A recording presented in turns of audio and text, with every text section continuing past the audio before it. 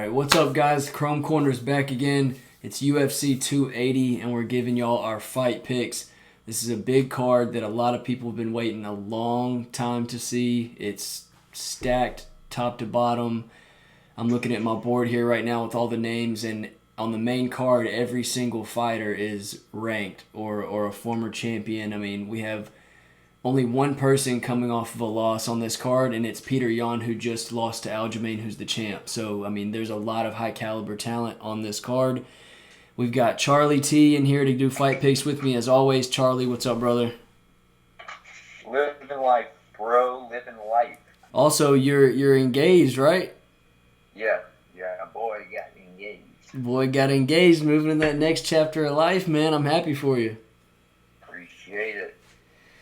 But, so go in the comments, guys, and tell Charlie, congratulations on his engagement. But we'll get started here with the fight picks. The first fight on the main card is Chookagian versus Manon Fiorot. Chookagian is ranked number 1. Fiorot is ranked number 6. Charlie, you're the guest, so you pick first. Who do you got and why? So, this was a fight that kind of was difficult to pick. Chookagian is on a 4-fight winning streak. Her opponent is on I believe a 6-fight win streak. Mm-hmm. They both are on streaks. I know that they're both doing really well right now. Mm-hmm. But then again, she hasn't faced the type of competition that Chookagian brings. I mean, and dude, that last fight she had with Ribas could have went either way, I feel like. I believe it was a unanimous decision for Caitlin, or it was a split decision. It is a tough one to pick. I agree. Well, she's the higher-ranked fighter, but she's the underdog. I think it's the time she's been around, and I think it's the depth of wins. She has quite a few wins, and she's been around for a minute, but she doesn't have those marquee wins over the top girls that that put her in that title shot status. But I think eventually she's going to get there if she keeps winning. It's just because with females, you know how the female fighters go. Sometimes it just takes a fight streak. It doesn't necessarily take you beating the top girls because there's not as many fighters, so they're going to get rotated a little bit more. Manon's got I believe her first UFC fight was a knockout. She's got some finishes. Yeah, she's got some heavy hands. I'm taking her, but I'm taking her by decision. I don't think either there's a knockout in this fight. I'm going to do a first on the show. I'm taking her by split decision. Okay, that is a first for the show. On my jiu-jitsu coach's fight podcast that he does, where he does fight picks, is that he said Chookagian hasn't finished anyone since 2016. It was 15 fights ago since she's finished anyone, which is something to consider, and Fiorot has some finishes. Chookagian's a decision machine, and she's won most of her fights, but at the same time, I think that you factor that in, and I think Fiorot might be a little bit hungrier in her fight career. She's a little bit newer to the UFC, and I don't know. I just see her getting it done. So we'll move on to the next fight of the night. We've got Beneil Dariush versus Mateusz Gamrot. I guess that's how you say it. Dariush is number 6. Gamrot is number 9. It's my turn to pick this one, and I didn't know a lot about Gamrot coming into this, I'll be honest. I had not watched many of his fights, if any, and so I had to kind of look up someone on YouTube and whatnot. His resume is not that different from Dariush, except for Dariush kind of has a marquee win, if you will, over Ferguson, and Ferguson, we all know, has gone downhill quick. I didn't have any immediate thoughts about one person dominating the other in this, but I just see Dariush getting the best of Gamrot on the ground, and their stand-ups are similar enough to where I see Dariush getting the best of him. I think he's tough enough on the feet to end up getting something going on the ground, and I think Dariush wins by sub in the 3rd round. Ooh, okay, yeah. I'm disagreeing. I think Okay. Gamrot wins this fight. Okay. He is the favorite.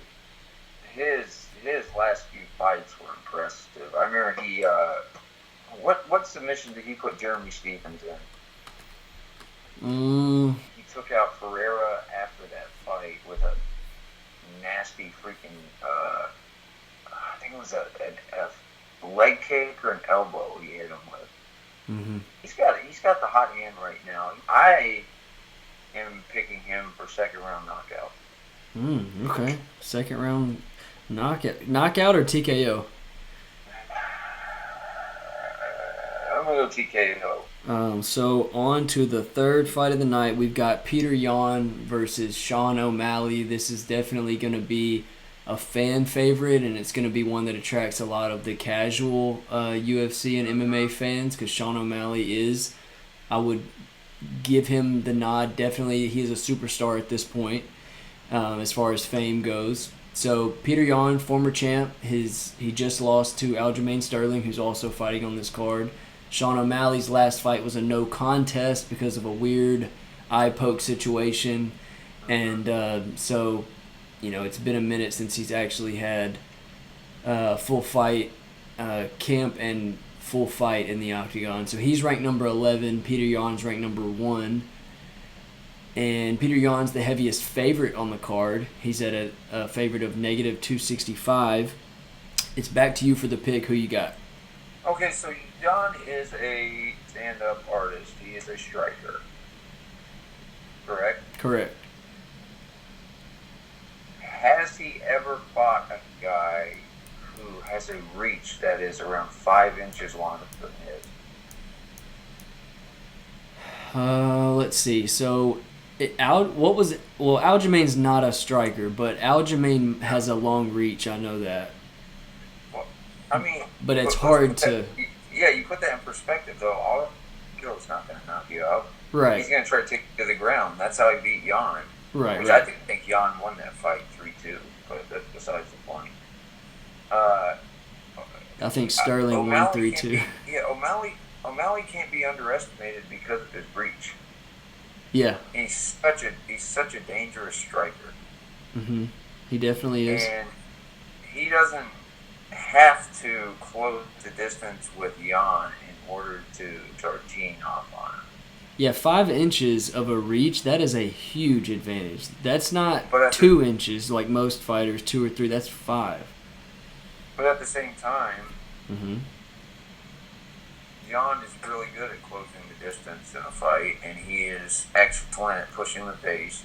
His tempo is amazing, and O'Malley's not really a threat to take him down. No, I don't see much of a chance that he takes him down. If he does, it's to just switch things up, and then he does not follow up on it. He just kind of level changes, Yeah, so knowing that, why would Yan take his foot off the gas pedal in terms of charging ahead to take the fight to O'Malley? Fair point. I mean, he runs the risk of getting clipped. Yeah, because O'Malley does have some power. Yeah, of course he does. But we learned against Marlon Vera that O'Malley is susceptible to getting knocked out. And Peter Yan has dangerous knockout power. That's a gray area knockout with the leg, going out. But it is a TKO. It was a TKO, How can you pick somebody if they've never fought top competition? I mean, I'd be stupid to take him over Yan. I'd only be taking O'Malley if I was a personal fan, saying I believe in him or something. I'm not going to take him over Peter Yan. I think Peter Yan's going to fucking bulldoze him. Mm-hmm. I think O'Malley might land a few good strikes, but I don't think it's anything significant. And you also have to take into account O'Malley could try to empty his gas tank on Yan, and Yan will just keep pushing him after that. I don't want to pick Yan by knockout, but I am going to take him by unanimous decision. I don't think this spotlight's very close. All right, guys, let's take a break and run through one of our sponsored ads. EPN Supplements is a great supplement company. They've been sponsoring me for some time now. They've got everything you need from pre-workout to intra-workout, electrolyte, BCAA drinks, protein, fat burners, greens, drinks. They've got everything you would need across the board with supplements. They've supplied us on the podcast and myself with a code for you guys to get a discount, and that code is Chrome. So if you use the code Chrome at checkout, you should get a discount on all of your supplements there. And you can always check the link in the bio. Thank you guys for watching again. We'll get back to the fight picks, and thank you for supporting and using the codes because it helps us continue things and upgrade as you see we've done with the camera this week. Much better quality. So back to the picks.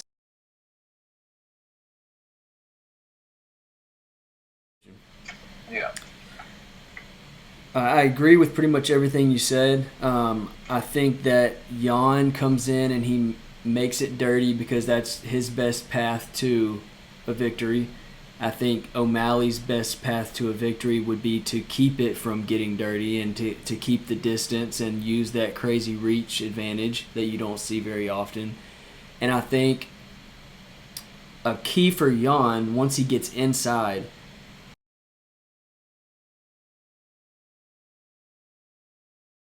if O'Malley's path to victory goes down a little bit of the same path, it's going to sound weird at first, but a little bit of the same path as Aljo's, because what Aljo did to get takedowns and stay on the back of Peter Yan was he frustrated Peter Yan. He moved so much and kind of ran around the octagon so much that Peter Yan, you could tell, was frustrated, and so when he's frustrated and he continues to be aggressive forward, he opens up for himself for things. I don't think he's as tough as Yan when it comes down to it. We haven't seen him really just get rocked. The only time he got beat up like that was Marlon Vera, which his leg went out, so he kind of had to go down almost. Personally, I'm rooting for him. I think he's the underdog for, rightfully so, and I would love to see him win, but for the drama of things. So I'm pulling for him, but I think Yan wins. I think he wins unanimous decision. I think O'Malley kind of gets beat up a little bit in certain rounds, but I think O'Malley gains the respect of a lot of people. I can agree with that. I mean, I don't think it's an entirely close fight. I think O'Malley stays in it, though. I don't think he gets knocked out. But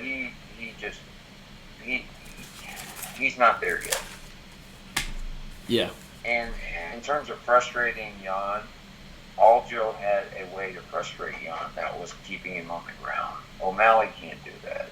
All right, moving on to the co-main event, we've got Aljamain Sterling, who is the current champion, and TJ Dillashaw, who is ranked number 2. TJ, in his last fight, came off of a layoff of suspension. He won that fight, but he also had a knee injury, had surgery. He's back. He didn't have ACL damage. It was a minor surgery, but still a knee surgery.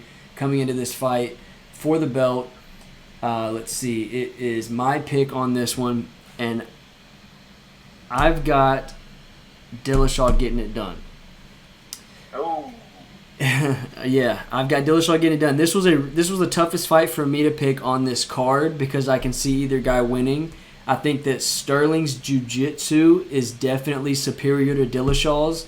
However, I think Dillashaw matches him tit for tat in the wrestling. So I think that he makes it a really good fight in the scrambles. And I think Dillashaw is clearly better on the feet. So I think it's really, really interesting. And I think the entire fight comes down to, can Sterling get Dillashaw in positions that he can hold, like getting on his back for rounds at a time? And if he cannot, I think TJ beats him on points because he does more damage and he's a better striker. I like that point. I like what you just said. This is a points fight. This is 100% a points fight. We know that Aljo is not going to match what TJ does on his feet, even though he has a 4-inch reach advantage. Mm-hmm. It all comes down to TJ's takedown event. If TJ can withhold Aljo's takedowns, then he can win this fight. I don't think he can withhold Aljo takedown, so I take Aljo by decision. Aljo by decision. All right, so moving on. Main event of the night, the most important one, the one everybody's been talking about and waiting on. We've got Charles do Bronx Oliveira, and we've got Islam Makhachev. Charles Oliveira is currently ranked number 1 in quotations because he didn't get his belt for missing weight last fight, and we got Islam Makhachev ranked number 4, who's Khabib's protege, who everybody that knows him says that he is just as good, if not better, in the training room as Khabib. So a lot of hype riding on this fight. We're back to you. Who do you got and why? I think I already know, but let me hear it. We made a whole video about what I said about Islam. I said he was on his ascension to the top. What was it, like over a year ago? Yeah. You predicted it for sure. Yeah, dude. He's not gonna lose this fight. Okay. He has the same style as Khabib. His wrestling is incredible. His cardio, his stamina is amazing. And you look at Oliveira, I don't really see him winning this fight unless he knocks out Makhachev. Because Islam's gonna control this fight from the ground, and he's gonna take Charles into deep waters, and he's gonna drown him. That's how this fight is gonna turn out. Okay, so Makhachev by submission? I'm taking Islam 4th round submission. 4th round submission. Okay. I'm going to disagree with you, man. I'm going to disagree on this. I'm going to go with Oliveira. We know that his stand-up's better, and we know that Makhachev's wrestling is better. I think that Makhachev's main objective on the ground is ground and pound. He does submit people, but I don't really see his jiu-jitsu as a superior threat or a superior jiu-jitsu to Oliveira's. So I don't see Makhachev submitting Oliveira. I think if he wins, I think it's by ground and pound. 3 of his last 4 fights he's won by decision, though. But those people were not of the level of Oliveira in jiu-jitsu, I don't think. They're not, but at the same time, you can't discount the fact that he could submit Oliveira, because he could definitely submit Oliveira. He could, but I don't. You know what? A lot of this rides on the fact that until I see Makhachev beat a guy that's top 5, top 3, it's hard for me to pick him against a guy who, like Oliveira, who's consistently lately beat all the top guys. Okay, well you take Makhachev, you put him against Poirier, beats him. You put him against Michael Chandler, he beats him. Who am I leaving out? Gaethje. Gaethje beats him. Yeah, but what you're missing with all those people is a high-level Brazilian jiu-jitsu game. Though Poirier has a couple moves that are great in jiu-jitsu, like a guillotine, but most of those guys don't have a plethora of things they can throw up, and I feel like Oliveira does. But I will give you this. If it stays in that battle for a lot of the fight, the wrestling versus jiu-jitsu, Makhachev's going to win all those rounds on points because he's going to be on top. I will give you that for sure. But I think that Oliveira, every round starts standing up. If he can get enough shots in and if he can throw up enough submissions, I think he beats him, man. And I think his best... Gosh, it's tough to say, man. I don't know. I think he's obviously better on the feet, but I don't think Makhachev's going to play the game, not if he's smart. I think his best chance is if he throws up a slick submission to win this. So I'm going to go sub. I'm going to go sub in 4th round. Oh, we got 2 different picks.